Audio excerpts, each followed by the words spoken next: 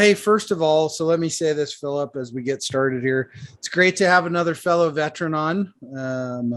Wayne, great to have you here. Love hosting other veterans and keeping that veteran connection going in the war room. And Phillip, all you, my friend, take her away. Right on. Wayne Terronez, did I say that right? Yes, sir. That's correct. Man, thank you for stopping by. How you doing today? How you feeling today? Yeah, I'm doing well. Out here in El Paso, Texas. It's about 98 degrees, so it's kind of hot. But having a great day, man. It's been really productive, and yeah, definitely thank you for the opportunity to speak today. Obviously to both of you as well as to the veteran entrepreneurs and the future veteran entrepreneurs, man. That's awesome. Yeah, no, wow, El Paso. I've got some family out in San Antonio, and they said the same thing. It just doesn't make sense to be outside. Now I've got to ask, because we did get a chance to learn that you were a vet before we hit record. Do you have anyone in your family that's an entrepreneur prior to you? Yeah, so I had my cousin who was a state champion in Illinois as a future business leader of America. Never went to college. He was self-taught, and now he's a millionaire in his early 40s. But yeah, he was an entrepreneur. He's really the only one. Okay. And were you close to him, or was this something you had heard of and then just went on about your own business? No, I actually helped him out a little bit. I helped him out with government contracts. I had to get on base and stuff. I helped him out with his sales team. Wasn't doing very well because whenever they encountered indifference, they would hang the phone up. I was a really successful Marine Corps recruiter. So I went back home and I taught them basically, look, man, let me see your phone technique. They get on the phone, they're like, oh, we're not interested. And then they're like, all right, cool, thanks a lot, and hang up. And I was like, no, man, you got to ask them, what's the current service provider? Are they happy? Are they not happy? So I basically taught his sales team how to probe. Nice. Yeah, the art of the sales call. Right. Oh, wow. The probe. That sounds ridiculously familiar because I did a 2-year stint as an Army recruiter and freaking hated it every minute of it. I loved it. It's awesome. Oh man, what do you think makes a good Army recruiter, military recruiter, Marine recruiter? And based off your experience and the things that you've seen, are there qualities that make people good over the phone in that respect? I mean, I think there are qualities, right? But for me, I mean, I was in an area that had never been successful. So San Luis Obispo, California had never been successful. We were getting our butt beat by the Army and the Air Force. And I did not want to be a recruiter. But I was coming up for promotion, and I was like, hey, man, this is not what I wanted to do. The Marine Corps kind of chose it, but I really have no choice. And I don't like getting my butt beat by the other services. So, hey, let's do this. So for me, it was more like a challenge, more of a pride thing. I mean, I think being a little extroverted helps you a little bit. But I've seen guys that are introverted and on the phone do phenomenally well. Yeah, I don't like losing, man. Yeah. Okay. There's a competitive side to you. And is this what sort of spurred you to go into the world of entrepreneurship? And can you add to that sort of a little bit about like specifically how you see things moving forward, like your current plans are and where your vision is for the future of your company?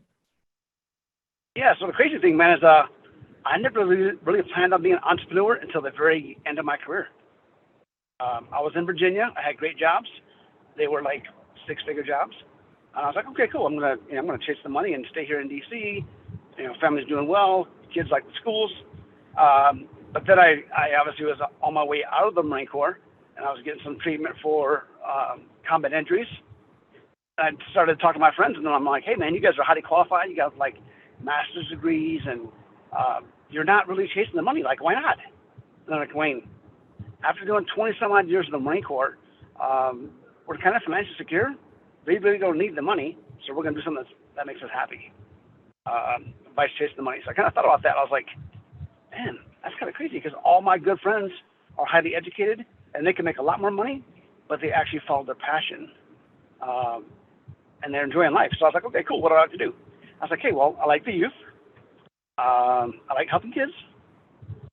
So I started a nonprofit while I was still in the Marine Corps. And the nonprofit was kind of based upon, I was like, hey, how did I get here? Like, how did I get into the Marine Corps? How did I get to 30 years? So it's kind of like a soul searching thing, man. And I was like, you know what? I grew up poor on welfare and food stamps with a single mom. I was athletic, but I couldn't pay for sports and stuff unless people helped me out.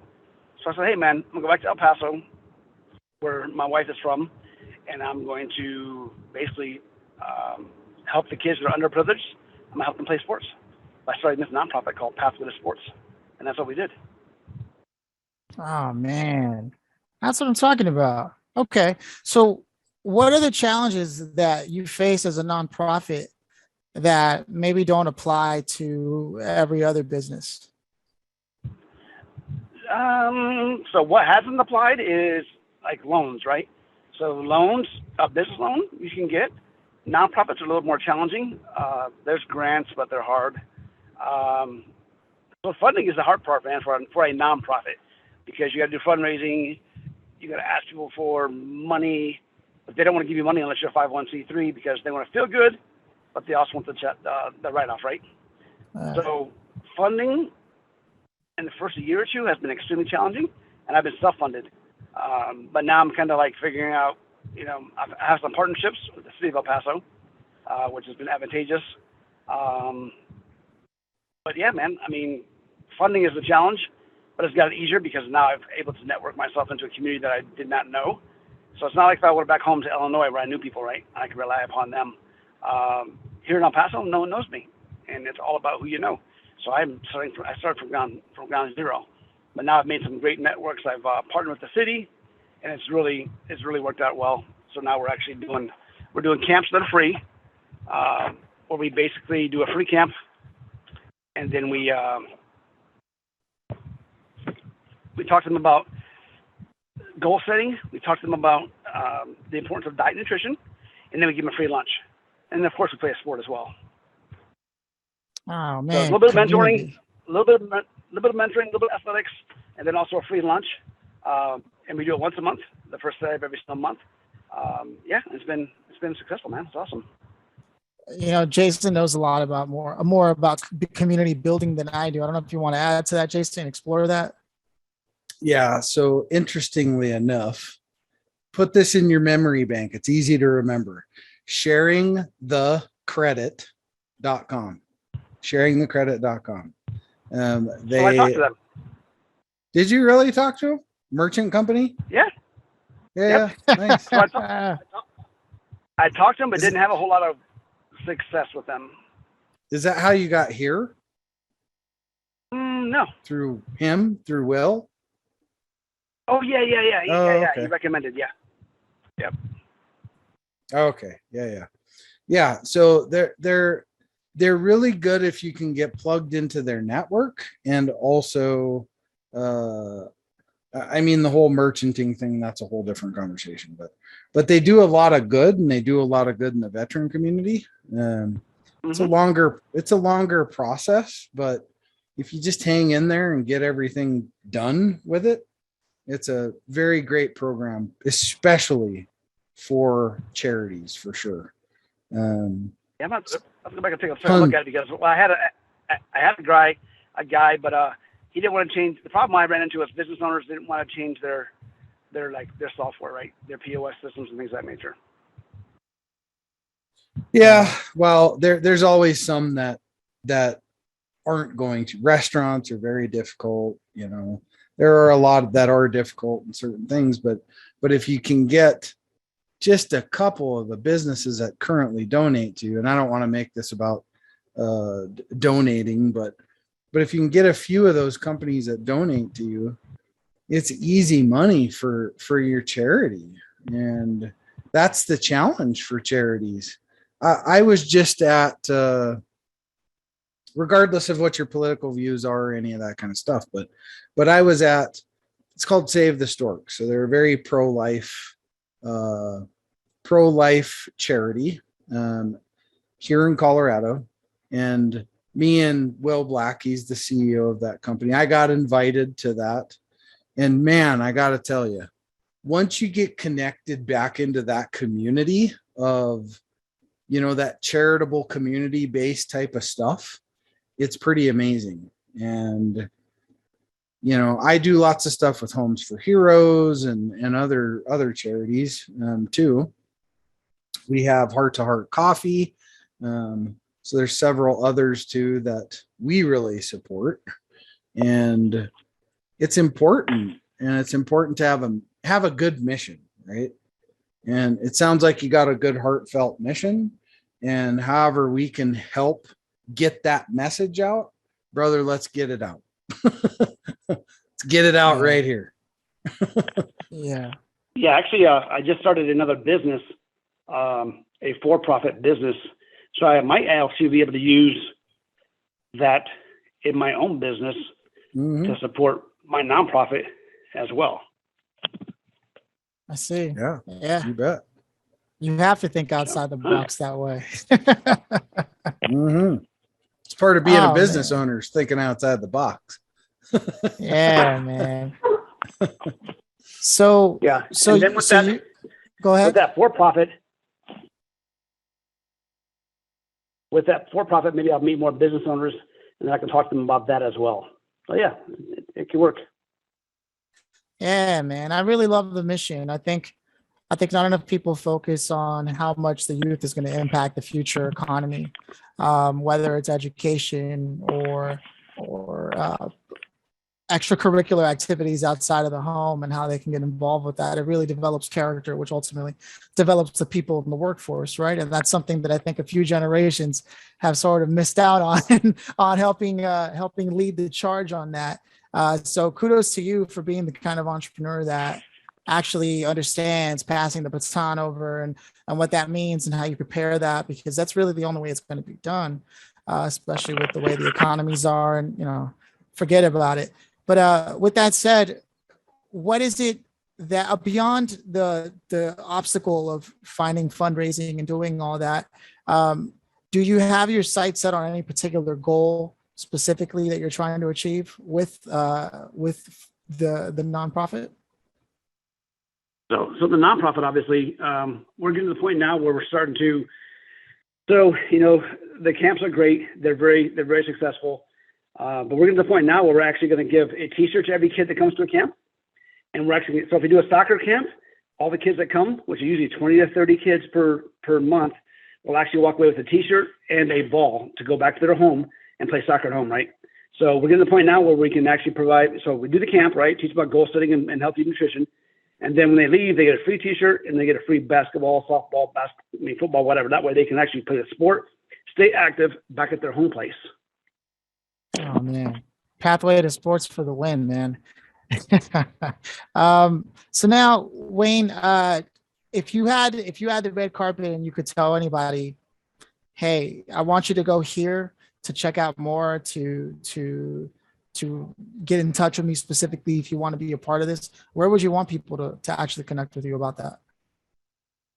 Yeah, so our website is www.pathwaytosports.org.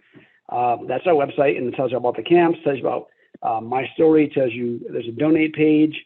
There's all the information, and then also on Instagram, we're at Pathway to Sports ELP on IG.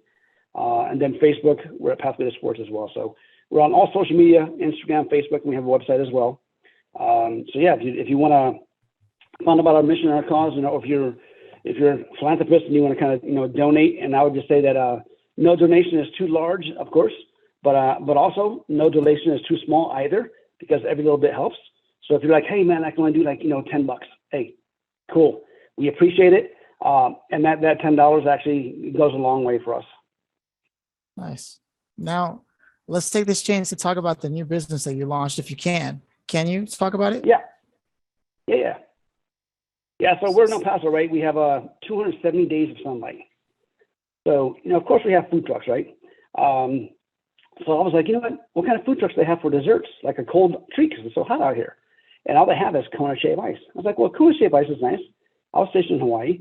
I was like, but it's not the healthiest, right? It's just ice and some sugary syrup. So I said, is it an alternative? So I ran across this great organization called Peach Wave. And Peach Wave is a yogurt licensing company. So I said, you know what? I'm going to start a frozen yogurt truck.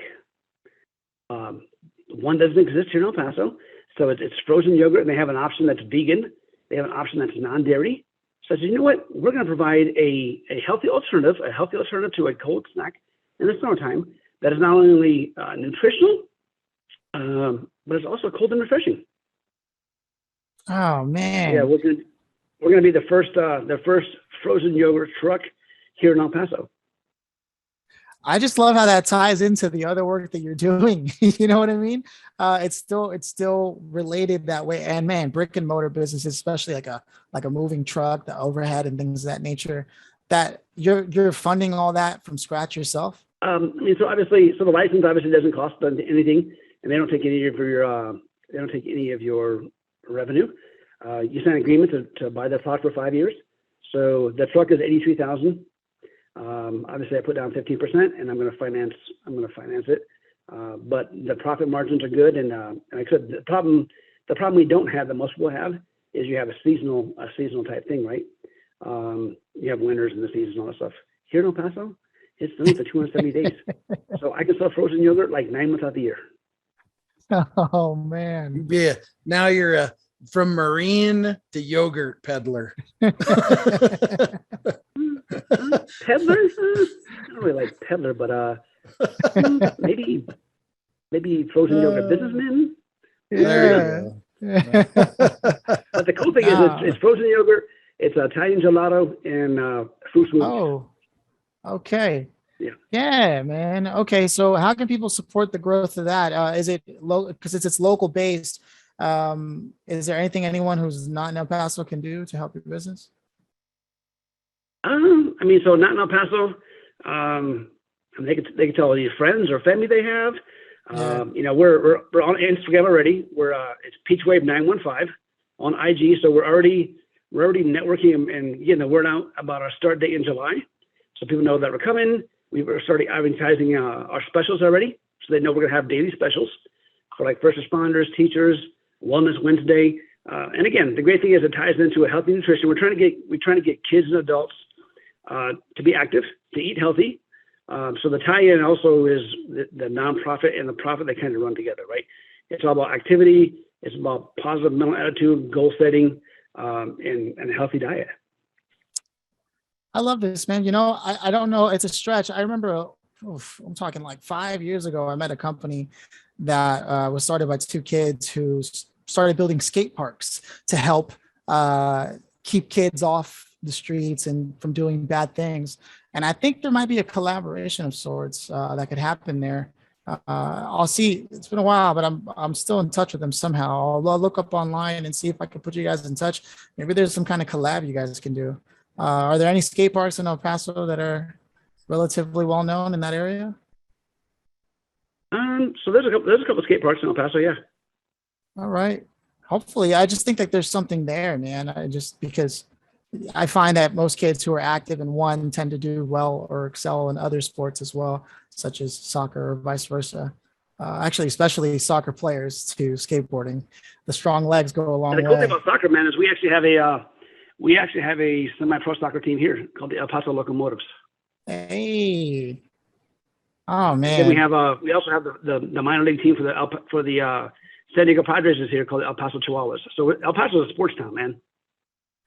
I love it, man. It makes a lot of sense now. A pathway to sports. Okay. Jason, you have any questions or anything you want to bounce off of that? Well, hey, the one thing I always kind of like to try to get from business owners is, what's a struggle that you've really had? Yeah, it could be the nonprofit, right? What's a major struggle that you could share with a young CEO today that they wouldn't have to take that arrow? What would that be? So I did a free program called Vets to CEO. Mm-hmm. It was free. It was about 4 weeks. And it basically kind of walked you through the business, like ownership, entrepreneurship. My thing would be is if you're going to get out of the military, a lot of times we get comfortable, right? We're comfortable in the military because it's relatively easy, right? So we're kind of afraid, man. I would just tell people, and I talked to a friend of mine. He had been in the Marine Corps for 30 years as well, and he's like, "Hey, man, I got this idea," and I'm like, "It'll work. Like, what are you waiting for?" So my advice would be like, don't hesitate, don't overthink it. Like, if you're 70% positive you want to do it, and you've already walked the numbers and everything looks good, hey, take that leap. But I'll also say, reach out to other veteran entrepreneurs that have businesses and ask for their advice, their recommendations, and maybe have them mentor you, right? I mean, the veteran network is phenomenal. I'm like, these guys and gals, right, are selfless. They served our country. They're great speakers. They're responsible for tons of people and tons of equipment. So they make great entrepreneurs. I mean, all the way back to World War II, right? World War II veterans got out, they came back home, they went to college, they opened up businesses. The same thing's happening now, right? You're kind of seeing a revival of that entrepreneur spirit. So I would just say, don't be afraid to reach out to other veterans and ask for their recommendations, their advice, and maybe seek mentorship from those guys and gals. Yeah. For sure. Yeah, man. All right. Well, there is. Yeah. Go ahead. Go ahead. You gonna drop your question bomb? Yeah. So this is the big finale. The question that I always like to ask people, because I'm always curious about it. If you could have invited anybody here today, Wayne, like dead or alive, to listen to the things you were talking about, your journey, maybe even contribute to the conversation, who would you have loved to have had here, and why? So that's a tough question, obviously. But for me, it's personal, right? So for me, I would invite my grandmother. She passed away about 5 years ago at the age of 90. But she was instrumental into my success and my development. Like I said, I grew up with a single mom, and a welfare food stamps. We struggled a lot. And she was kind of like the rock, right? She brought the family together. But she was the one who kind of, kept me on a straight and narrow. Whenever I got in trouble, she was always there. So yeah, I would basically invite her back and say, hey, look, obviously I was doing okay. I was still in the Marine Corps when she passed away. But since then, we've done this. Just tell her thank you, man. I mean, grandparents play an instrumental part in the development of young men and women. And in my case, she was one. I mean, the last spanking I got was when I was 12 years old with a belt from her. And I never, you can't belt kids nowadays, but back then you could. So I got a firm, butt spanking at the age of 12 with a leather belt, and I never got in trouble since then. So it must have worked. It's funny. I was hit with a belt a lot as a kid, so I know what you mean. There's something about that leather coming out of them belt loops and the sound it makes, right? Oh yeah. It's like a Jedi sword, man. It's like, yeah. It's pretty distinct. Oh man, it's so funny. That's awesome. Everyone who knows the pain never forgets it. They just say, hey, yeah, That's right. Set me straight. Yeah. Wayne, man, it's been an absolute pleasure getting to hear your journey and your mission, man. So pure, so needed in the world across. And I'm glad that El Paso has you. Again, let's reiterate where people can connect with you and what you want them to know, what links you want them to visit. Yeah. So if you want to contribute and find out about our mission, the nonprofit, where we help underprivileged young men and women, fund our camps, for example. It's www.pathwaytosports.org. And our ice cream truck, our frozen yogurt truck, we're the first frozen yogurt truck here in El Paso, which is pretty exciting because we're going to offer a healthy, cool, refreshing alternative to other non-healthy options, right? So we're on Instagram at Peachwave915. And if you're thinking about opening up a frozen yogurt location, or you want to have something that has less overhead and do maybe the frozen yogurt truck, I would say go to peachwave.com and look up Peachwave because you can do brick and mortar, but you can also do the mobile kitchen, which I'm doing because it gives me more flexibility and it also has less overhead. So yeah, Peachwave is a great company. I would definitely search them out if you're interested in looking at a healthy alternative. Right on. Jason, any final thoughts? Yeah, I always like to say this. We have 168 hours in the week. You took 1 hour to be here with us. So I appreciate that. We all have a lot of stuff going on every day in our company, so on and so forth. So thanks for being here with us. Make sure you connect with both myself and Phillip on LinkedIn. That's kind of where we hang out the most. Make sure you connect with us there so we can help support your mission, brother. All right, Wayne. Thanks for stopping by, man. I appreciate it. Have a good day.